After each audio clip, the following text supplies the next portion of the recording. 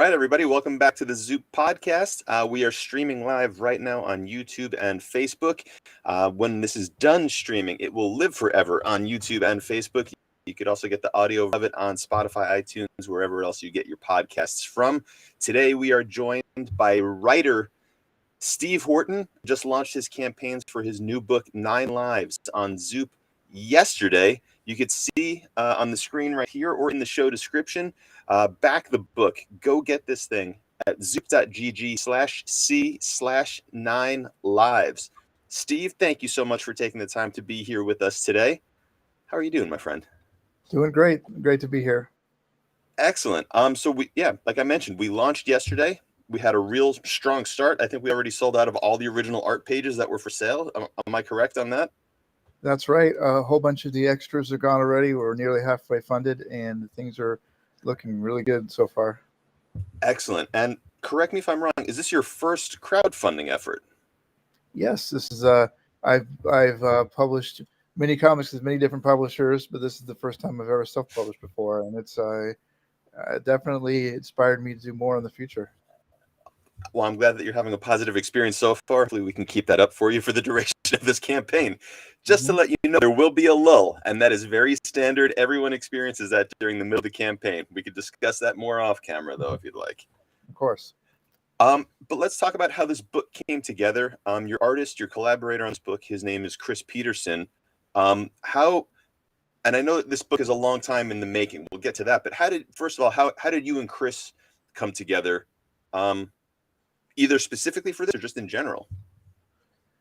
Well, we've been friends on social media for a while, and as you said, this book has been a long time in the making. And back when I first pitched this book many years ago, there wasn't really such a thing as crowdfunding. This is pre-crowdfunding, and we were going to pitch it to the traditional publishers. And I had an idea in mind about a woman who had been reincarnated 9 times throughout history. And I thought, why don't I find a really good artist for this? So I looked around on Twitter and places like that. And maybe it was MySpace at the time. I don't know quite that far long ago. But Sorry. Chris Peterson was available, and he had some great credits, and I really liked his work. And we collaborated on a short pitch and sent it out to all of the major indie publishers at the time, which are pretty much the same ones as today, plus a few more. And didn't quite get there. We had a lot of really positive feedback from them, but it didn't quite fit in their publishing plans. So it stayed by the wayside after that, and I went on to other projects.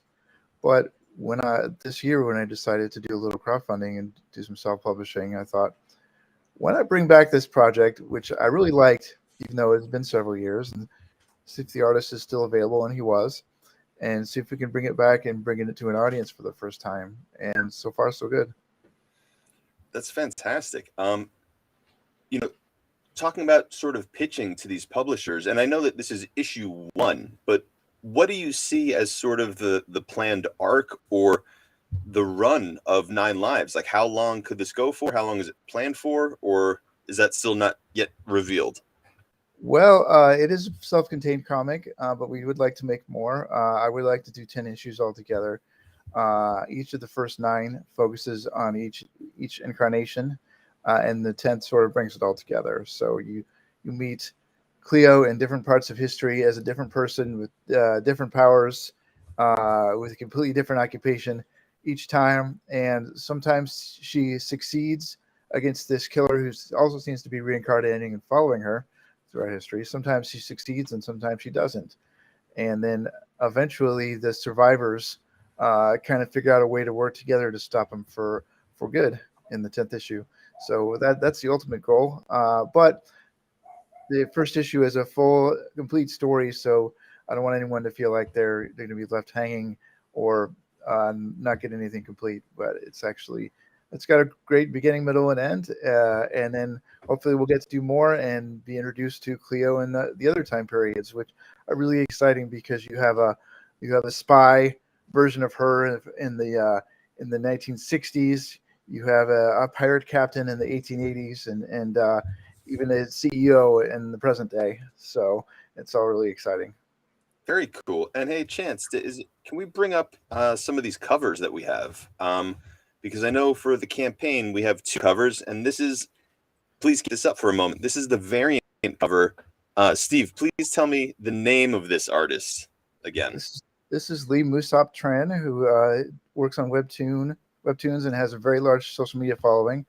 And I commissioned him to do this variant cover. This is the first piece of art we had created for Nine Lives, and I sent him a whole bunch of mood board stuff based on actual movie posters from the 1920s. And I said, you can do an homage to one of these, or you can do something just kind of inspired by it. And he chose the inspired route. And I really like the villain Antony appearing in the smoke behind her. I think that's a really, really neat idea. This is a great cover. And how did you find him? Did you just reach out on Instagram, or are you a webtoon fan, or like what was your exposure to Lee? Well, I've done webtoons. I launched the webtoon Here There Be Dragons, and in communication with a lot of the webtoon artists on Discord. And I asked around to various webtoon artists that I knew had really solid followings that we could help promote this. And so I based it not only on their skill, but also their social media presence as any good marketer. And Lee was available, and got this cover done very quickly, and it turned out perfect. So I definitely picked the right artist for this. Oh, great. And look, we have someone joining us on the live stream here. Hello, Nightingale. Thank you for popping in and leaving us a message there.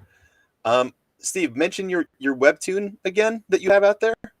It's called Here There Be Dragons. I was a co-creator and kind of the overseer of the web comic, and wrote the first few chapters. And then I kind of turned it over to the artist Distiel, who is running the show solo now. So it's entirely run by them at the moment. And but I have the entire outline that we put together before we got the green light, and it's still pretty much following that. So I really like the way it's going. But I'm not really involved in that anymore, but I was very happy to launch it. And I'm working on a new one for them as well. That's in the planning stages. When you say for them, is that webtoons or for this group of creators? Okay. For webtoon with a brand new artist that worked on the Vixen webtoon. DC webtoon has several collaborations, and this artist worked on the Vixen web comic that's just ending.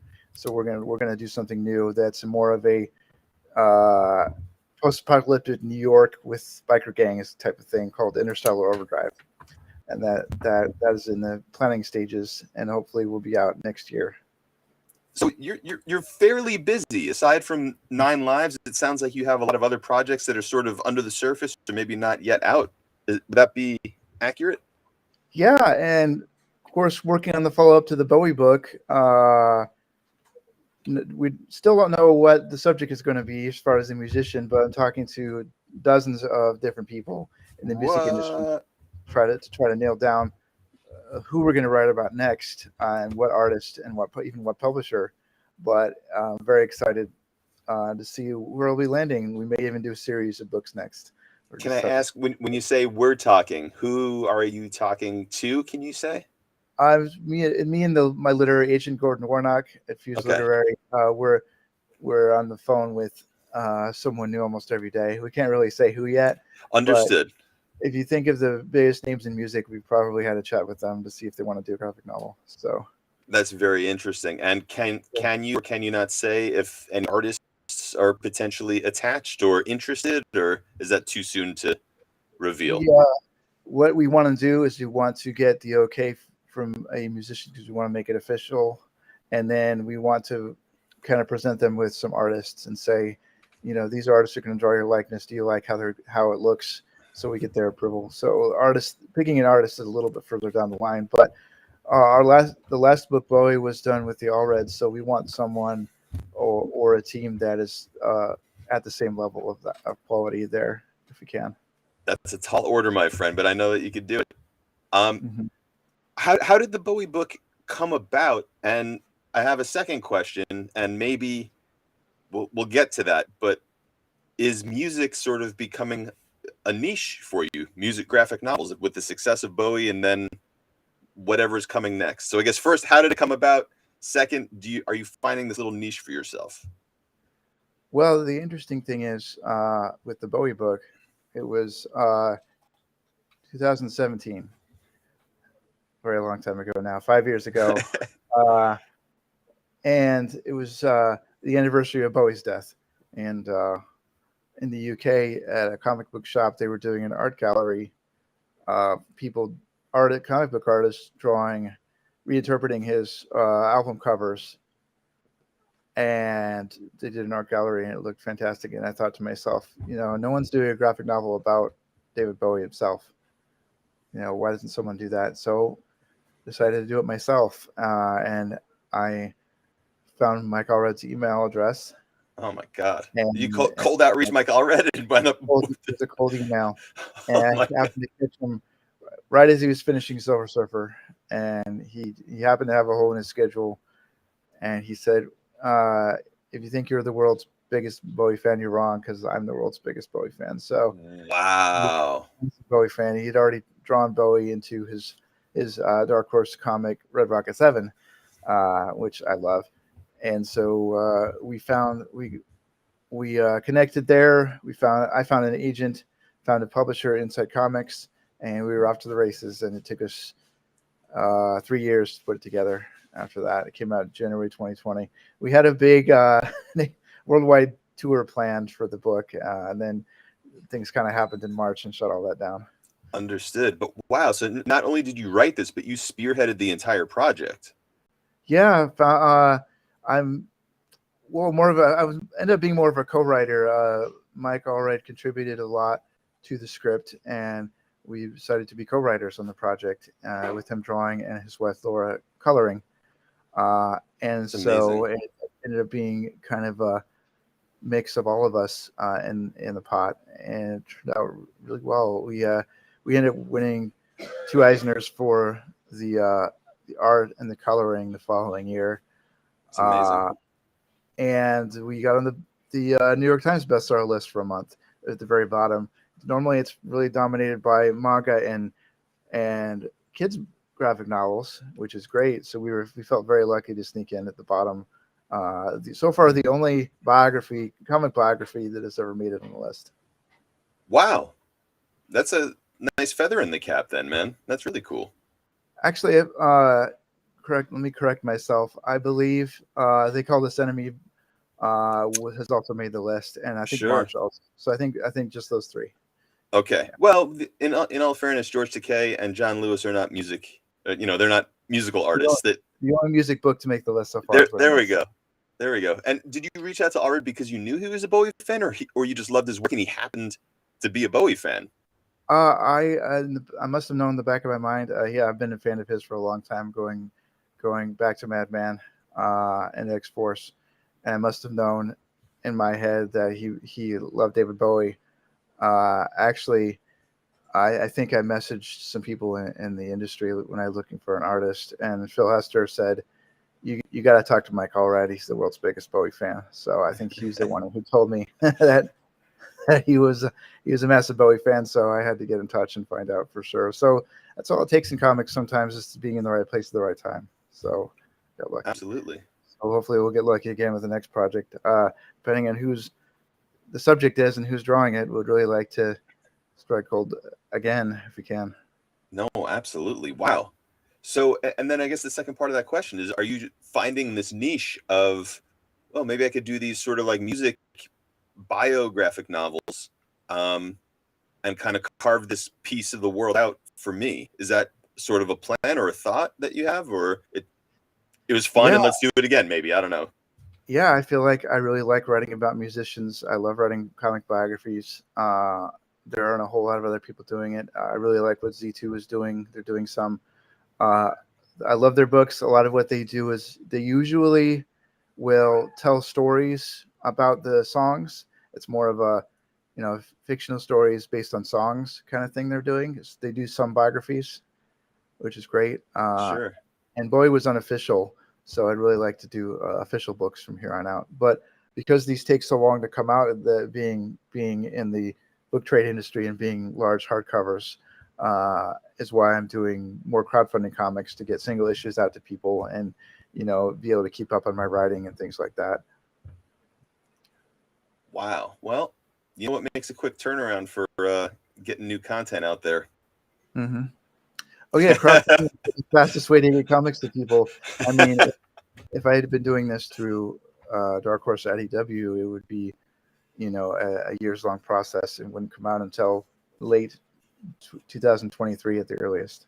Something like that. Yeah. I mean, we it's a double-edged sword because we still have people who are waiting for books that they've pledged to, maybe not quite understanding that, like, hey, we did this because we knew that it was going to take a little bit longer to get everything done. So there is dealing with that, but it certainly has its advantages in that regard. Mm-hmm. But back to Nine Lives, we had mentioned that this book was, almost 10 years in the making. You and Chris Peterson connected 10 years ago on this. You're back together. And the funny thing is, I know when we had a call earlier, with Chris, and he couldn't talk much, but you guys had mentioned like his art style has evolved since then. Mm-hmm. Has the story also changed and evolved since then? You're a different writer than you were 10 years ago.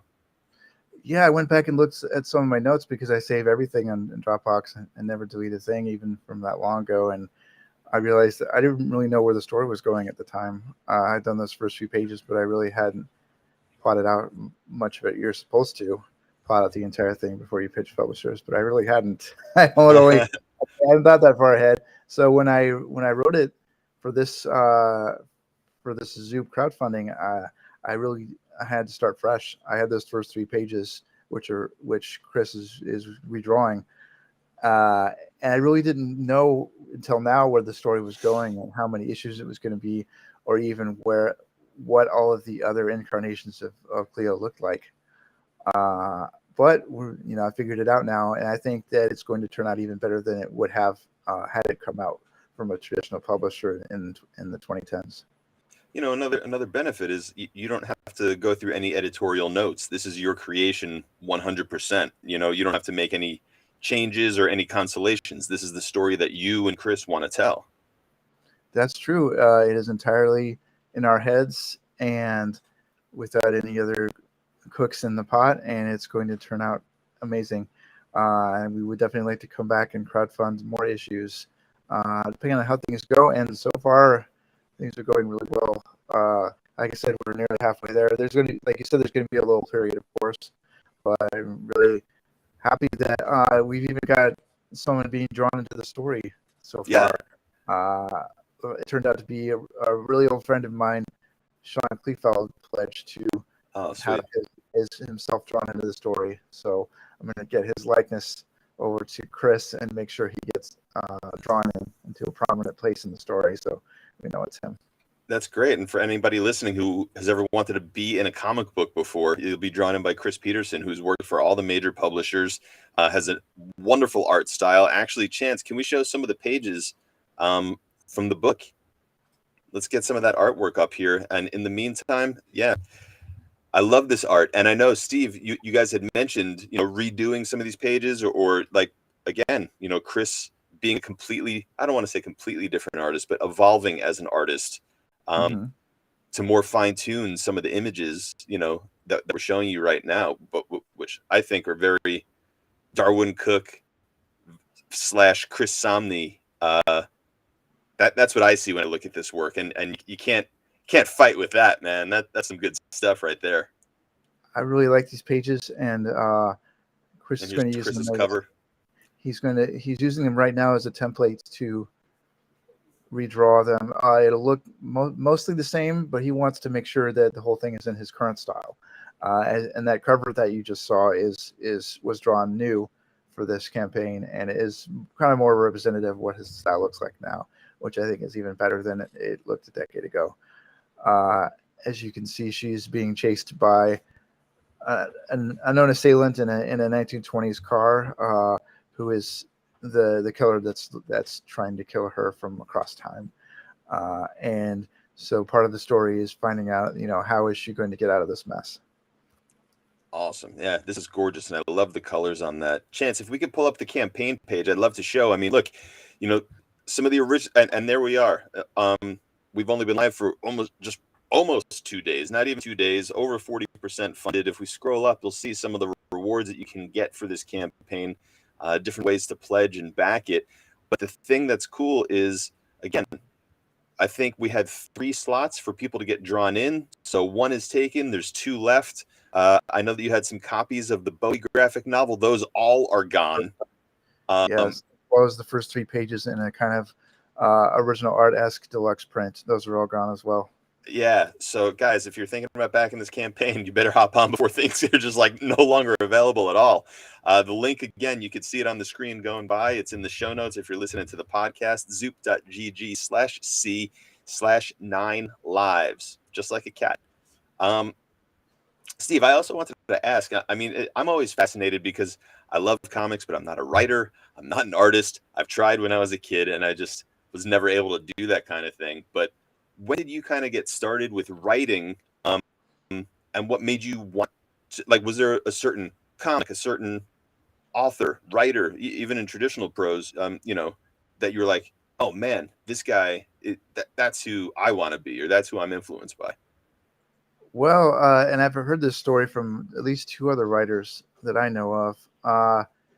Back in the 2000s, Marvel did this thing called Epic Comics, which was a relaunch of something they had done in the 80s, featuring creator-owned comics. And they possibly foolishly, put the word out to the general public saying, anyone, anywhere can send us a script. And if we like it, you'll become a Marvel Comics writer, and you'll have a piece of the ownership in your creation. This is the first and last time they'd ever done this, and they got thousands of scripts, including one from myself. And I hadn't been a comic book writer before that. That was my first script. Although I had interned at Comics Buyer's Guide in 2001, the old comic book newspaper, and met a lot of people in the industry that way, and did a lot of reviews and interviews there. So I was pretty immersed in the industry anyway, even though I wasn't a professional writer myself.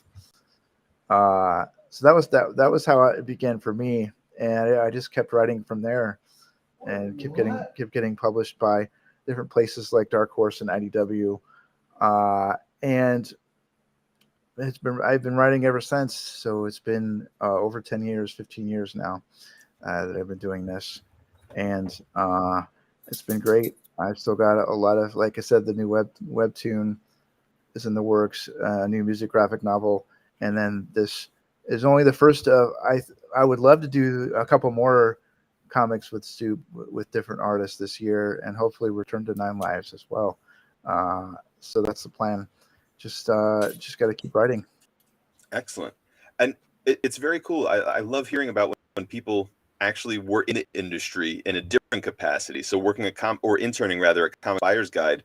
What was your job there, or were you just kind of getting coffee and making copies, or did you have a little bit more responsibility than that? Well, I was working with Comics Buyer's Guide, Toy Shop, which was the toy magazine, and Scry, which was the collectible card game magazine.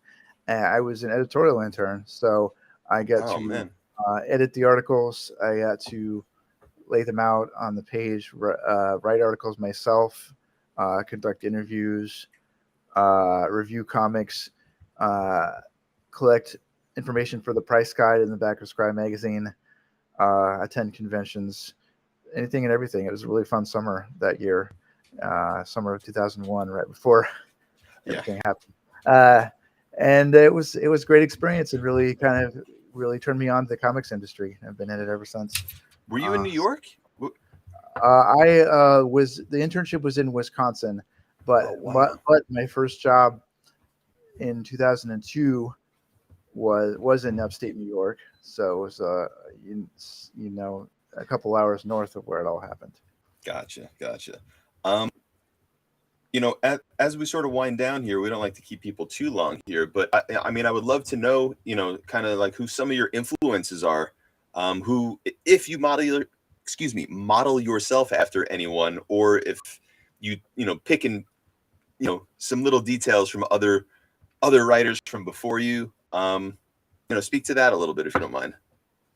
Well, when I was a really heavy comic collector in college, I pretty much picked up everything that Kurt Busiek wrote, from his stuff on Astro City to stuff for the Avengers and Iron Man.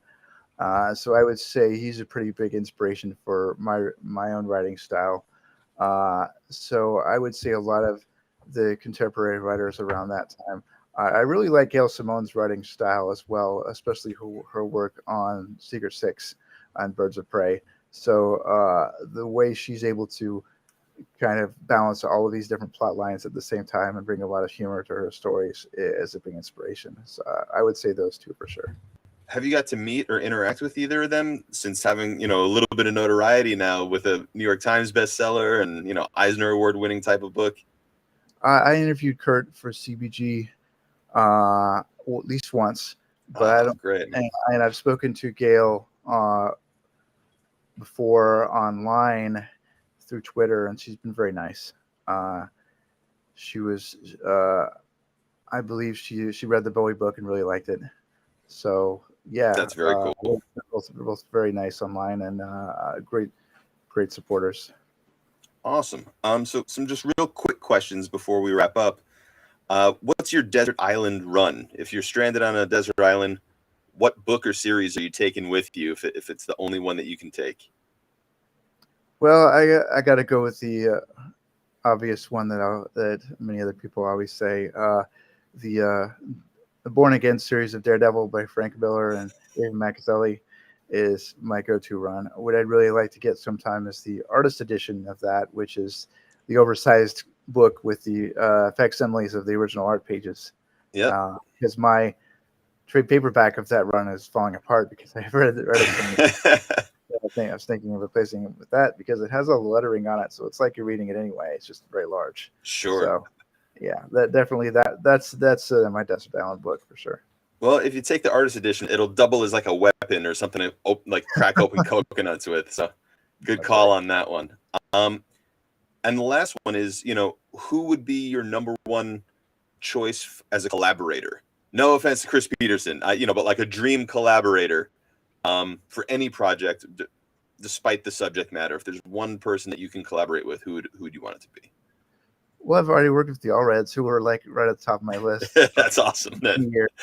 So I could say if I had to choose another artist, I think Walt Simonson. He's still working in the industry. He's still at his peak. His stuff is still amazing, and I'd really like to work with him someday before he retires. I think that would be wonderful. Well, I will throw this out there, is that we have done campaigns that have involved both Kurt Busiek and Walt Simonson. So nice. Let's talk, Steve. Let's see if we can make more dreams happen, everybody. Steve, I really appreciate your time. Thank you for coming on. Again, for people listening, we're streaming live right now, YouTube, Facebook. The videos will live on those platforms forever. You could back the campaign at zoop.gg/c/9lives. The podcast will be on Spotify and iTunes. And Steve, please tell everybody where they could find you online as well.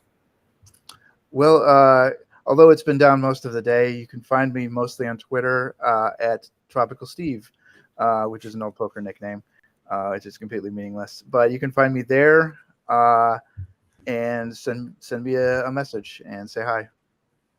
Awesome. Steve, thank you so much for taking the time. Let's get to the goal, and thank everybody for tuning in. Till next time. Thank you all.